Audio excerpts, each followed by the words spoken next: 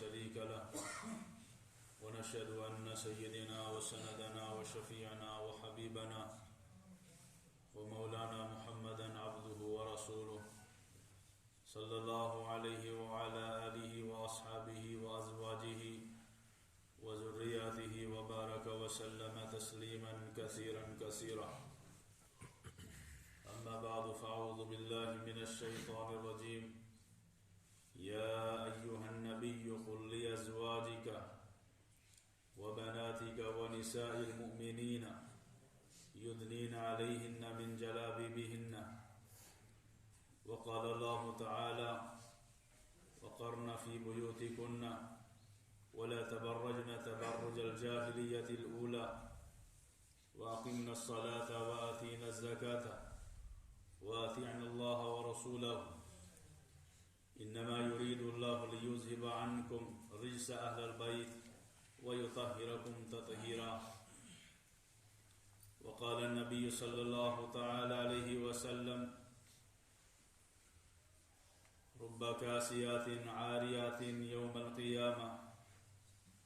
وقال النبي صلى الله تعالى عليه وسلم الدنيا كلها متاع وخير متاع الدنيا المرأة الصالحة.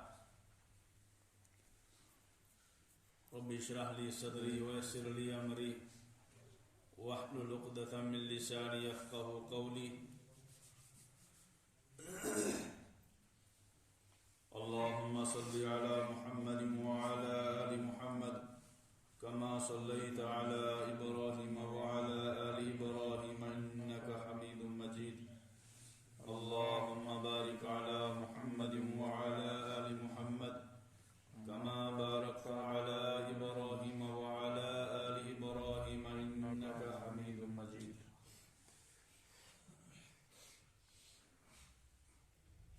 معزز حاضرین کرام، اللہ رب العالمین نے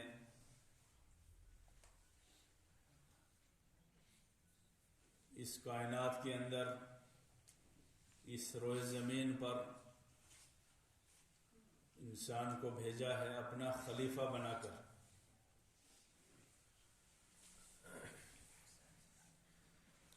انسان کی زندگی گزارنے کے لیے اللہ رب العالمین نے کچھ اصول مقرر کیے ہیں، کچھ قواعد و ضوابط اللہ کی طرف سے متعین ہیں. دنیا میں ہمیں کیسے رہنا ہے، ایک انسان کو کیسے زندگی گزارنی ہے، گھر میں رہے گا تو کیسے اس کو برتاؤ کرنا ہے، اور گھر سے باہر نکلے گا تو کیسے نکلنا ہے، تجارت کرے گا تو کیسے تجارت کرے گا، سماج کے مسائل سے بھگتے گا تو کیسے بھگتے گا، عبادات کرے گا تو کیسے کرے گا. ان تمام چیزوں کے لیے اللہ رب العالمین نے قواعد اور ضوابط طے کیے ہیں، کچھ حدود اللہ نے مقرر کیے ہیں. ان اللہ کے بتائے ہوئے قواعد اور اصولوں کے مطابق زندگی گزارنا ایمانی زندگی ہے، اور ان اصولوں کو نظر انداز کرنا، ان حدود کو فلانگنا، یہ بغاوت کی زندگی ہے، یہ سرکشی کی زندگی ہے. قرآن میں اللہ رب العالمین نے بار بار انسان کو یاد دلایا ہے کہ تمہاری زندگی گزارنے کے لیے ہم نے جو اصول مقرر کیے ہیں، جو حدود ہم نے مقرر کیے ہیں، ان حدودوں کو تجاوز نہیں کرنا. وَمَن يَتَعَدَّ حُدُودَ اللَّهِ فَقَدْ ظَلَمَ نَفْسَهُ. جس انسان نے اللہ کے قائم کردہ حدود کو پھلانگا، اس نے اپنے اوپر ظلم کیا. وَلَا تَعْتَدُوا. اللہ کے ان قائم کردہ حدود اور اصولوں کو نظر انداز مت کرو. وَلَا تَعْتَدُوا إِنَّ اللَّهَ لَا المعتدین، اللہ تعالیٰ حدود کو تجاوز کرنے والوں کو پسند نہیں کرتا ہے. اللہ کے حدود کو ایک طرف چھوڑ کر زندگی گزارنے والوں کو اللہ رب العالمین پسند نہیں کرتا ہے. زندگی گزارنے کے جو اصول ہمیں بتائے گئے ہیں ان میں سے ایک اہم ہدایت یہ ہے کہ ہمارا جو خاندانی نظام ہے، ہمارا جو گھریلو نظام ہے، اس گھریلو نظام میں ہم کیسے ہم اللہ کی مرضی کو سامنے رکھ کے زندگی گزاریں. گھر میں ہم رہیں تو کیسے رہیں، گھر سے جب ہم باہر نکلیں تو کیسے نکلیں. گھر میں ہمارے رہتے ہوئے ہمارے اوپر کیا ذمہ داریاں ہیں، اور گھر سے جب باہر نکلیں تو ہمارے اوپر کیا ذمہ داریاں عائد ہوتی ہیں.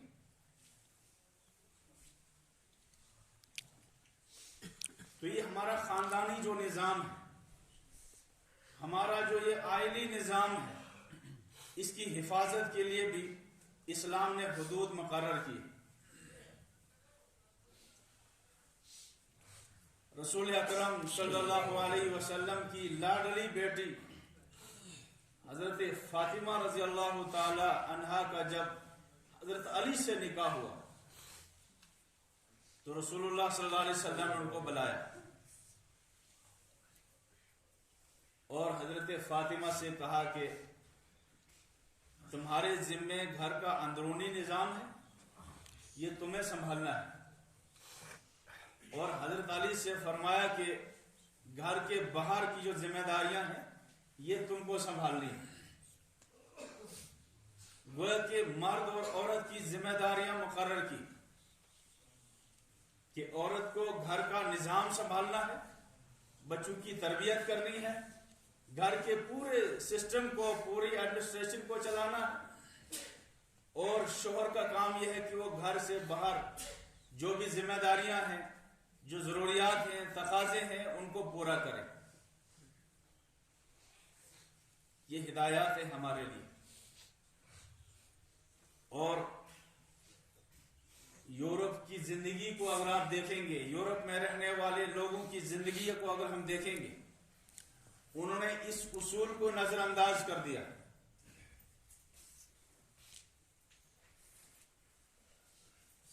اور میں نے عرض کیا تھا کہ 16ویں صدی میں جب یورپ کے اندر جب صنعتی انقلاب آیا،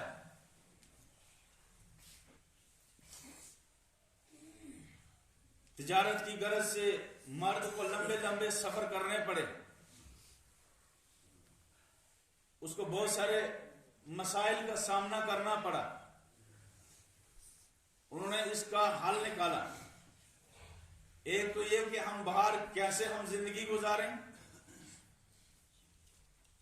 ایک مسئلہ یہ ان کے سامنے درپیش تھا، اور دوسرا مسئلہ یہ تھا کہ خاتون کو، بیوی کو اپنے اخراجات خود پورے کرنے چاہیے. اس کے لیے حل، آسان حل انہوں نے تلاش کیا کہ عورت کو گھر سے باہر نکالو. عورت کو گھر سے باہر نکالا گیا پروپیگنڈا کر کے کہ عورت کو گھر کی چار دیواری میں بند کر کے رکھا ہے،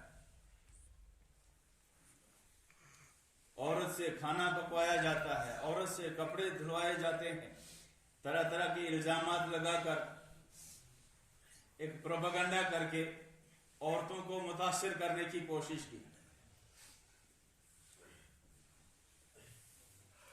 اور یہ کہا گیا کہ مرد اور عورت ان میں کوئی فرق نہیں ہے، جیسے مرد کو کمانے کا حق ہے عورت کو بھی کمانے کا حق ہے، جیسے مرد اپنے لیے اخراجات پورے کرتا ہے عورت بھی اپنے لیے خود اخراجات پورے کرے. نتیجہ یہ نکلا کہ مرد بھی گھر سے باہر نکلا اور وہاں کی عورت بھی گھر سے باہر نکلی کمانے کے لیے، اپنے اخراجات پورے کرنے کے لیے. اور نتیجہ یہ نکلا کہ جو بچے گھر میں تھے ان کو چائلڈ کیئر جگہوں پر ان کو ڈالا گیا، چھوٹے چھوٹے بچوں کو چائلڈ کیئر سینٹروں میں ڈالا گیا، اور مرد اپنی اپنے دفتر میں چلا گیا، عورت اپنے ڈیوٹی پر چلی گئی. اس سے پورا ان کا فیملی سسٹم تباہ ہو گیا. نہ کھانا وقت پر ہے، نہ سونا وقت پر ہے، نہ آرام وقت پر ہے. سارا سسٹم درہم برہم ہو گیا. اور یہی وجہ تھی کہ روس کا ایک پریزیڈنٹ تھا، گورباچوف اس کا نام تھا. اس نے ایک دفعہ پارلیمنٹ میں کہا تھا کہ ہم نے عورت کو گھر سے باہر نکال کر، گھر کی چار دیواری سے باہر نکال کے، اگرچہ تھوڑے بہت فائدے ہم نے حاصل کیے، لیکن ہم نے جو نقصان اٹھایا ہے وہ فائدے سے کئی زیادہ خطرناک ہے. اس نے کہا تھا ہمارا فیملی سسٹم بالکل تباہ ہوا، برباد ہو چکا ہے. اس لیے اس نے ایک کتاب لکھی، ایک تحریک چلائی. اس نے پوسٹرائکا کے نام سے ایک تحریک چلائی، اور اس تحریک کا مقصد یہ تھا کہ ہم نے فراڈ کر کے، دھوکہ دے کے جس صنف نازک کو ہم نے گھر کی چار دیواری سے باہر نکالا ہے، اب میری تحریک کا مقصد یہ ہے کہ ہم نے اس عورت کو پھر اس چار دیواری میں واپس لے جانا ہے. رب کائنات کے اصولوں کو جو قوم بھی توڑے گی، اس کے قواعد و ضوابط کو جو قوم بھی توڑے گی، اس قوم کو تباہی کا اور خسارے کا سامنا کرنا پڑے گا.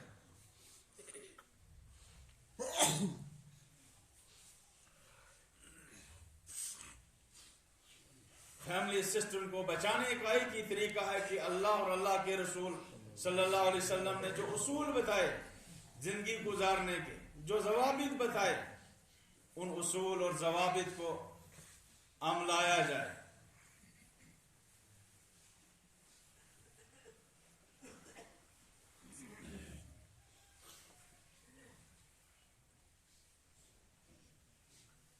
ہماری عادت یہ ہے کہ ہم اس یورپ کے پروپیگنڈے سے متاثر ہو گئے،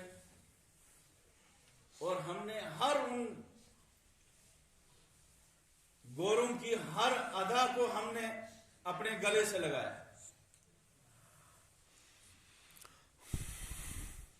انہوں نے اپنے والدین کو، بوڑھے والدین کو اولڈ ایج ہوم میں ڈال دیا، اور ہم نے بھی ان سے یہی سیکھا. آہستہ آہستہ ہمارے ملکوں میں بھی یہ وبا آ رہی. انہوں نے صنف نازک کو گھر سے نکالا تو ہم بھی اس سے متاثر ہو گئے، ان کے پروپیگنڈے سے متاثر ہو گئے کہ ہمیں چار دیواری میں بند کر دیا گیا.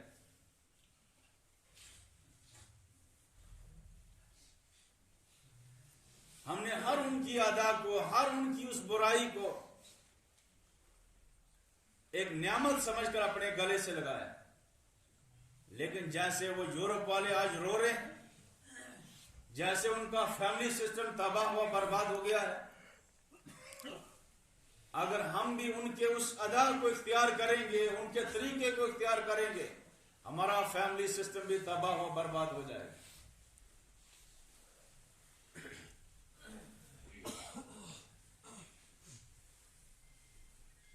اس صنف نازک کی حفاظت کے لیے اللہ تعالیٰ نے حدود مقرر کیے،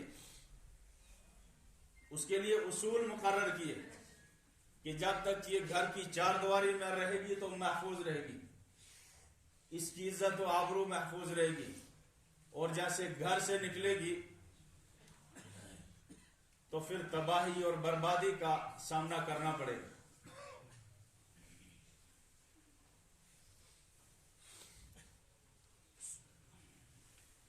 ایک بہت بڑی غلط فہمی ہمارے سماج میں پیدا ہوئی ہے،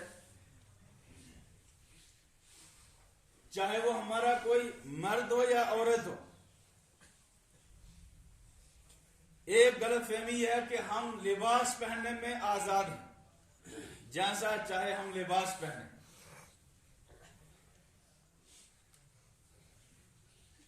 ہمیں اختیار ہے، جو چاہے ہم لباس پہنیں، مرضی آئے تو پہنے، مرضی آئے تو نہ پہنے، اختیار ہے ہمیں.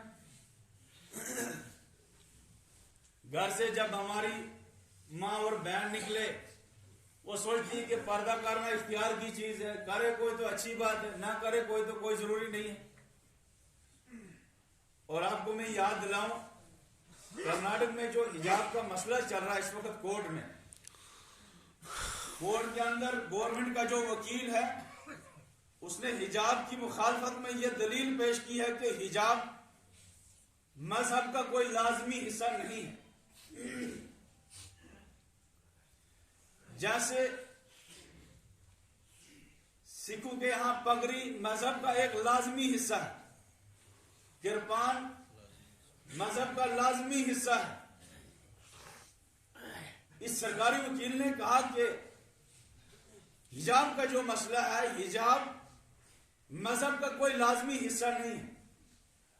اور دلیل کیا دی اس نے دلیل یہ دی ہے کہ اگر یہ لازمی حصہ ہوتا حجاب تو پھر مسلمانوں کی ہر عورت حجاب پہنتی، لیکن کچھ عورتیں پہن رہی ہیں اور کچھ نہیں پہن رہی ہیں، اس کا مطلب ہے یہ کوئی لازمی حصہ نہیں۔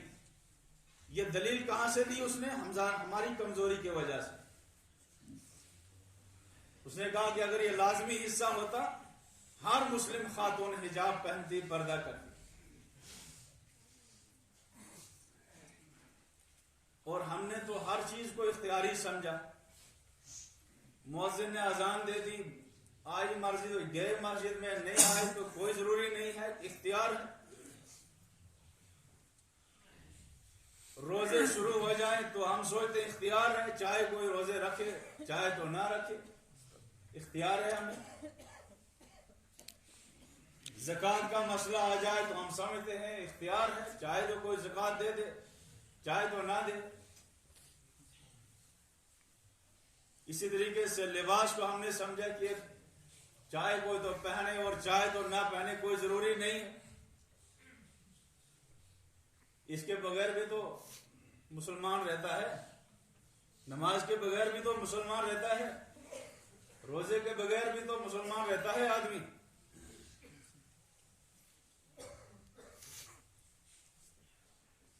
ایک لطیفہ کہتے ایک بادشاہ کو اپنے جسم پر شیر بنانے کا شوق پیدا ہوا۔ اس نے ایک کاریگر کو بلایا، کاریگر نے سوئی لائی اور اس چبھونے لگا جسم پر اور شیر کی صورت بنانے لگا۔ سب سے پہلے اس نے شیر کی دم بنانی شروع کی سوئیاں چبھو کر۔ تو بادشاہ بہت نازک مزاج تھا، بادشاہ کو تکلیف ہونے لگی۔ اس نے کہا ارے کیا کر رہے ہو؟ کہا بادشاہ سلامت شیر کی دم بنا رہا ہوں۔ اس نے کہا بڑی تکلیف ہو رہی ہے، دم چھوڑ دو، دم کے بغیر بھی تو شیر ہوتا ہے۔ اس نے کہا ٹھیک ہے حضور، دم کو چھوڑ دیتا ہوں۔ اب شیر کی ٹانگیں بنانا شروع کی اس نے۔ بادشاہ پھر چیخا، کہا ارے کیا کر رہے ہو احمق؟ کہا حضور شیر کی ٹانگیں بنا رہا ہوں۔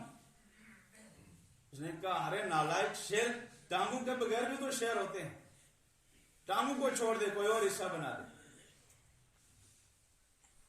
تو اب وہ کاریگر شیر کا سر بنانے لگا۔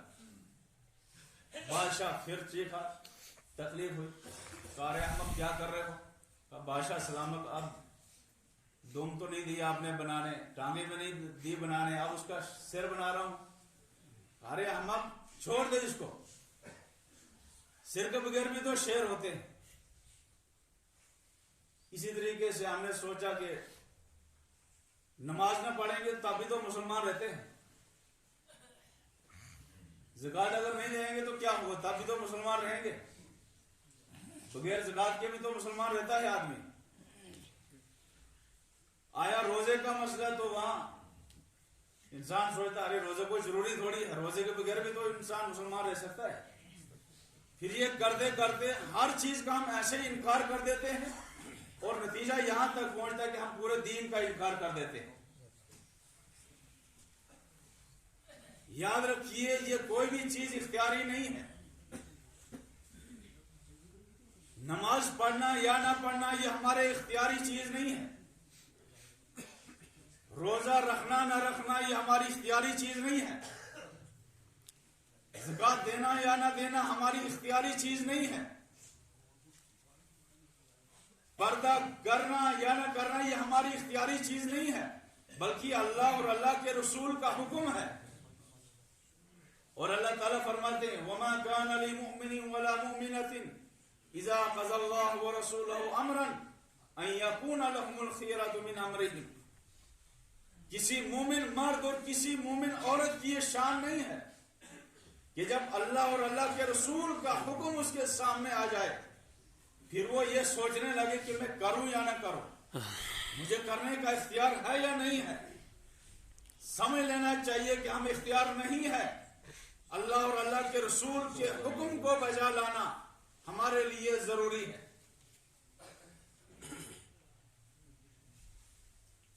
اور پھر ایک غلط فہمی یہ پیدا ہوئی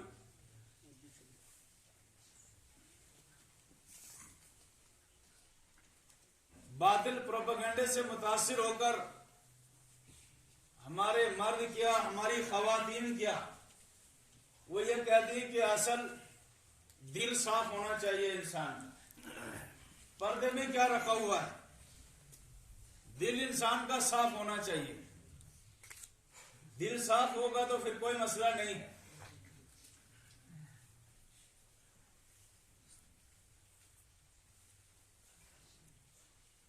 لیکن اللہ تعالیٰ فرماتے ہیں یا ایھا النبی، اے نبی صلی اللہ علیہ وسلم، قل لازواجک، اپنی بیویوں سے کہیے، وبناتک، اور اپنی بیٹیوں سے کہیے، ونساء المؤمنین، اور تمام امت کی خواتین سے کہیے، ان یدنین علیہن من جلابیبہن، کہ جب وہ گھر سے نکلیں تو اپنے چہرے کو چھپا لیا کریں گھونگھٹ سے.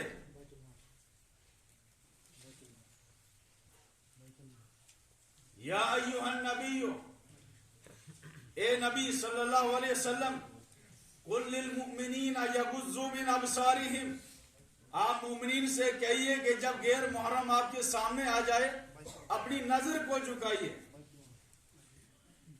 وقل للمؤمنات یغضضن ابصارہن، مسلمان خواتین سے کہیے جب غیر محرم آپ کے سامنے ہو آپ اپنی نظروں کو جھکا لیا کیجیے. وہاں یہ نہیں کہا گیا کہ تمہارا دل صاف ہے یا نہیں ہے، تمہارا دل پاک ہے یا نہیں ہے. دل کا معاملہ تمہارے اور اللہ کے درمیان ہے، لیکن اللہ کا جو حکم ہے اس کو بجا لانا ہی ضروری ہے. ہماری بہت ساری مائیں بہنیں کہتی ہیں کہ دل صاف ہونا چاہیے. ایک دفعہ حضرت ام سلمہ رضی اللہ تعالی عنہا کہتی ہیں کہ میں حضرت نبی کریم صلی اللہ